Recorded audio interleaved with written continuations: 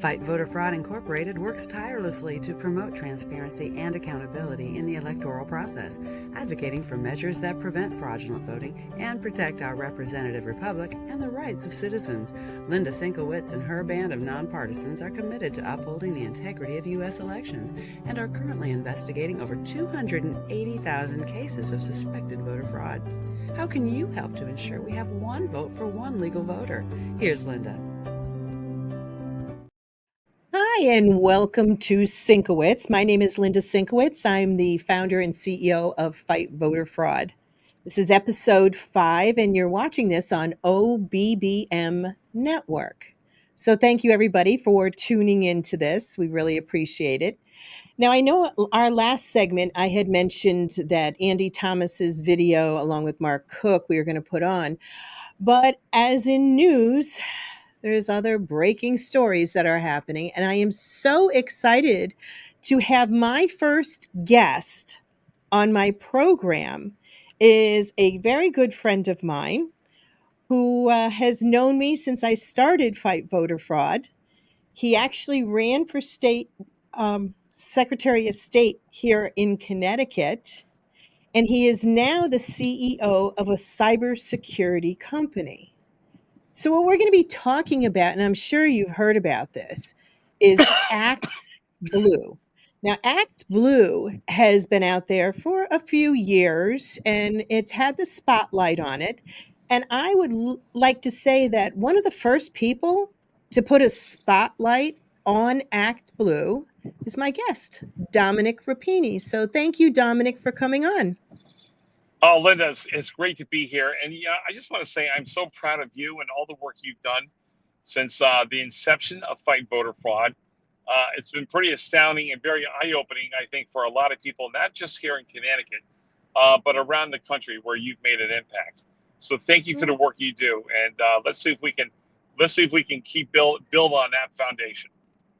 Okay, well, thank you. Thank you. I really appreciate that. I don't always hear nice things about me because of the work that we do. So what we're going to talk about is Act Blue. So do you first want to explain what Act Blue is? Yeah, so it goes back for me all the way back to 2018. I was running for the U.S. Senate. The opponent would have been Chris Murphy, and I was puzzled, if not in awe, of the amount of money he was raising. It was like $11 million. I'm like, what? How does a guy from Connecticut raise that kind of money? And so what I did is I downloaded the FEC data. The FEC maintains a database, which we all can see as a spreadsheet, of all the federal donations that are made by every individual and towards every candidate or every committee, including political action committees. So I looked at that, started looking at the data, and I've started seeing some just things that didn't add up. And what I did is I sorted by the names of donors. It's in Excel, so I spend my life in Excel, and I know how to do the pivot tables and the filters. And then when I sorted by name, I would start to see certain patterns. So I would see a donor who, when you look at the dates right next to them, I would see 30 donations in a month. I'd see 5 donations in the course of a day. And they're small ones, like $1.25, $3, $4, $5. And, it's one thing to see a monthly donation of $10 a month for 12 months, but to see $10 3 times a day or 30 times in a month is really hard to explain. And really doesn't pass the smell test, right? That's not human behavior. Yeah, that's a major red flag. And as you know, people, again, you said donating, it's usually small amounts. If somebody donates, maybe once or twice during someone's campaign, but I know you had seen repetitive ones that, again, didn't make any sense. And we should say there's rules and regulations on how much people can donate. There's federal laws, there's state laws. And as you'll go into explaining this seems to circumvent a lot of different things. So I'll let you continue with what you found. Yeah, so the governing laws here are federal laws for elections, and which at that time it was a maximum of $2,700 per cycle, which you can do up to 3 times. You can donate up $2,700 3 times to a candidate back in that day. Now it's at $2,900, with inflation, I guess. And then I, I kind of didn't know what to do with that data back then. I was really busy. I was working full time at Apple at the time, so I kind of tucked it away. And then about 3 years ago, some people I knew in Wisconsin were doing similar research and identifying multiple donors like this across many different candidates. So that goes to Peter Berniger of the Election Integrity Project out in Wisconsin. And I said, it made me go back and revisit my data. And then I looked at 18 donors that came up for me as looking very suspicious. And so I came up with these donors that, as an aggregate, donated, I think it was $1.9 million over the last couple of years. And for a total this was only 18 people that you pulled in to $1.9 million. Yeah, and over a course of 150,000 donations. I mean, it's not even humanly possible to make that many donations.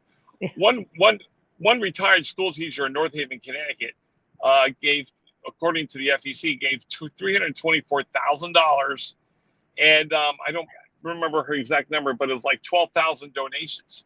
It was just ridiculous. And when I went to go meet with her and her husband, they got very annoyed with me. They thought I was a scam artist, right? Because they were elderly and it was a little scary topic I'm bringing up. But they said, nope, we didn't make those donations. Get out of here. But I did successfully get to 5 other donors and presented them with their FEC data. I actually printed it out on paper and, literally reams and reams of paper.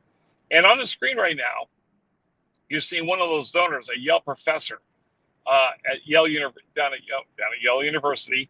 And one of the things that was interesting is I looked at his donations. The name Yale was misspelled. They added a Z to it. It was like Yells or something. And I'm like, okay, I can't imagine anybody who works for Yale misspelling Yale, let alone, call it, a PhD, right? So that was a red flag. And he was and I met the guy. He was talking, he was eating ice cream, and he talked to me. I certainly didn't tell him about my political background, just that I was doing this research, and then his name came up. And one of the things is, you look at this chart right now, I believe his numbers were $75,000 over 2,500 donations. And oh my God, I mapped out his donation history from 2012 to present. And then you look in the chart, you see how it started spiking up over a 4-year period. And it hit, in 2022, in 2020, it peaked with some enormous numbers. We're talking thousands of percent year-over-year increases in his donations. So that is just unusual. But all 18 of these donors had the same donation pattern from 2012 to 2020. They had a big spike over a 4-year period. It's not just one person. All of them did it together. And that is certainly an indicator of a coordinated fraud, in my humble opinion. Now, and I'm sure some of the listeners out there are wondering, how can this be? How can donations be made in somebody's name and they not know about it? Well, that's also, I believe, because Act Blue did not have the security measures that were needed. Because if you're using a credit card, they need to have some other way of making sure that it's you. Well, they didn't have that. Which the other problem in throwing this in were the foreign investors, which is illegal for foreigners to donate to the United States campaigns. So there's a huge problem there. And most people wouldn't realize it because it's not really going on their credit card. That's right. It's going on Act Blue, on however they set it up. So I just wanted to explain that to the audience, because people are probably like, how can people not know? Well, yeah, exactly. Easy. Yeah. Hey, Olivia, if you put that graphic back up, there's another half of it I want to talk about. But so, Linda, to expand on what you just said, so when I'm talking to these people, they're checking their credit card statements and said, nope, that wasn't me, and I said, well, did you get email confirmations from Act Blue for the donation? Nope, did nothing from Act Blue. I'm like, well, they would find like one or two, from their $20 donations, they'd find, but nothing showing that they gave $75,000, Yeah. right? So, I was verifying, and 5 people of these suspected donors, they actually signed an affidavit attesting to the fact that these were not their donations in any form or fashion. And so that begs the question is, what else is happening here? Now, the last thing I want to show in this graph is this particular professor. Down below, you see these 4 columns of long lists. According to the Act Blue, he donated to 90 different candidates and committees, right? That is just unheard of. Most donors get less than 5% of American donors actually make a donation, let alone, and to maybe 2 or 3 people, let alone 90. So there's enough, there's enough red flags here, I think, to kick things off. And so then you ask yourself the question: well, where is this money coming from, if it's not from these people? Who, by the way, incidentally, the average age of these donors was 78 years old. And to me, this is classic elder abuse and identity theft. It is money laundering at the worst case. And Linda was talking about foreign donations. Congress just did some research back in September. They just looked at, for 30 days, they found 230 of these donations came from foreign countries. They found an untold number of these donations were given with gift cards, like a Visa gift card. And the only thing that made that possible, Linda, as you said, is that Act Blue, for any donation under $200, does not vet the card, nor does it require the CCV card, the credit card value check, that we have to do if we go buy something from Amazon. You need those codes, right? But not from Act Blue. Right. Act Blue, they waive all those fraud concerns. In fact, twice the Congress has identified that they actually lowered their fraud standards to make it easier to commit fraud. And, wow. I feel very gratified by this. I went down to Washington, D.C. In May of 23, presented this to congressional staffers. I went to the Republican National Headquarters and presented this. They were all showing a lot of interest, but not a lot of action. But we know that this started circulating. And then a month ago, I resent my data down to stakeholders in D.C., congressional leaders, and added the theory that if you're wondering what happened to the $50 billion missing from USAID, why don't you see if it's not here in the back end? And then they started their research down there, and before you know it, we have an executive order from President Trump demanding the investigation into Act Blue and understanding what's going on with these fake donors. Right. I mean, it's amazing what they've been able to do. And so Act Blue also takes a VIG, or takes a percentage of whatever is donated. I don't know, is it 3% or 2 point something percent? I don't remember. It's an average credit card fee. Yeah. Right. So it's a fee, maybe a little bit more than that, but it's standard operating procedure. Yeah. It's also the platform used by the Democrat National Committee. It's exclusively used by Democrats around the country, and right, and other liberal-leaning organizations. For example, Black Lives Matter did all their fundraising, billions of dollars through Act Blue. I mean, this is incredible, and this has been going on for years. Now, I know you had brought this to the attention. You can stand up, jump on a trampoline, and say, "Look here, look here," and it takes a while. And I am just so glad with the work that you have done. It's finally coming to light. Now, I know last year when the vice president, her first day of fundraising, made an astronomical amount of money. And I told my husband, I said, over $80 million in one day. Yeah. I said, it's Act Blue. It's definitely Act Blue. And there were some stories at the time, but nobody really wanted to go full force because they didn't have the backing of the administration to do it. So the reason why it's being looked into now, it's not because people don't know what's been going on. We finally have a commander in chief that has said enough is enough. But what you get from from the others that utilize this is like, oh, they're doing this for retaliation, they're trying to only have one party or whatever other excuses they use. No, as you know, it's fraud. It is Listen, absolute fraud. Linda, you know that from the people who throw heat on you for what you're doing, it usually means that you're over the target, which you've been over the target for a decade. And for these other people, it's because they're over the target. We're going after the money train, and we're and the other thing that makes this possible now is like, why now is everyone looking into this? In politics, there's something called the Overton window, and that is when the conditions for a previously taboo subject or an uninteresting topic change, and then all of a sudden it becomes very important. So a change in the DOJ, a change in Congress, being in control, a change in the commander in chief, right? All of those conditions have been met, and so now, and then of course the Republican in charge of the FEC, right? So all these conditions have kind of lined up like stars to make the research I've done and other people. I'm not the only person doing this research, right? But there's other great patriots doing this, and it all becomes, all of a sudden it makes sense now, and we have help and we have support. Right, you're connecting the dots. And your persistence in this, I mean, we got to give you kudos for that. I mean, again, you've been working on this since 2018.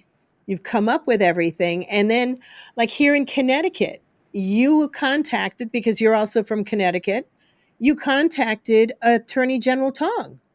Oh, yeah. And what was his response? Yeah, I first contacted him while he was appearing in studio on the Gary Byron Talk of Connecticut show. And I told him about this, and I said, you should be concerned about, people circumventing federal finance laws. You should be concerned about, elder abuse. And I sent him a 20-page brief with all my research, including that page you saw there from the Yale professor. I sent him the 5 affidavits that were signed by, Connecticut residents, elderly people. And that was in May of 23. And you know what? He did nothing with it. There's been no research. He never responded to my emails or queries on this, and it's disappointing, but if not expected. Meanwhile, the attorney generals of Florida, Missouri, they're all leaning into it. Yeah, Attorney General Tong has been our Attorney General for I don't know how many years, but way too many years here in Connecticut. Where he stands is basically supporting anything with illegals. He'll protect them, but he will do absolutely nothing in upholding the law. And I might be a little biased on that because I've had attacks from him. As a matter of fact, if you go to my website, fightvoterfraud.org, you can actually buy Proud Vigilante t-shirts, hats, and sweatshirts.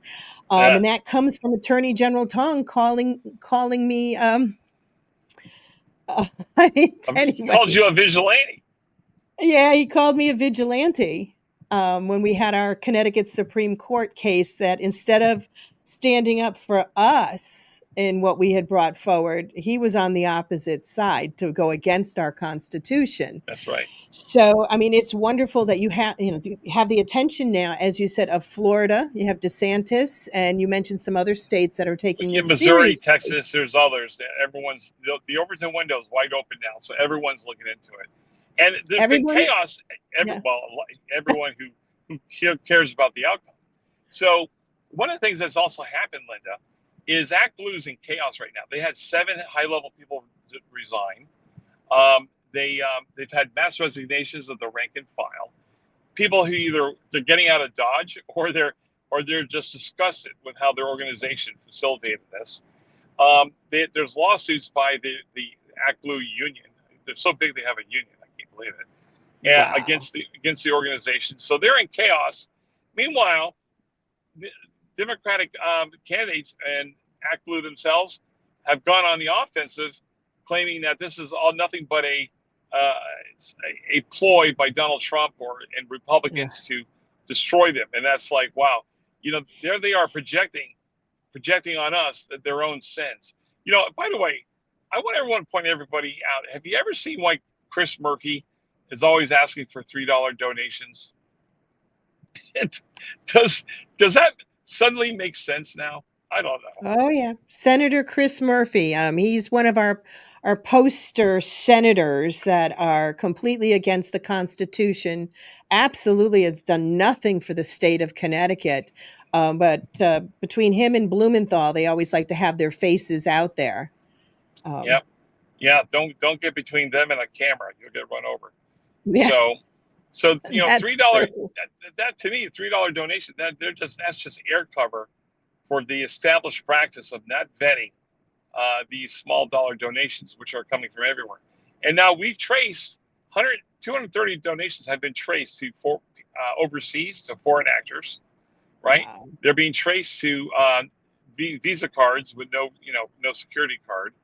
And I just actually did the IP address, where the donations originate is actually in there with every single donation. It's really hard to read. You have to decode it first and then do a map. So it takes a long time. And so I did one last night just in preparation for today. And I found a donor in Westport. His donation originated from Gloucester, Massachusetts, which is not far Wow. from where Act Blue's headquartered. So, Wow.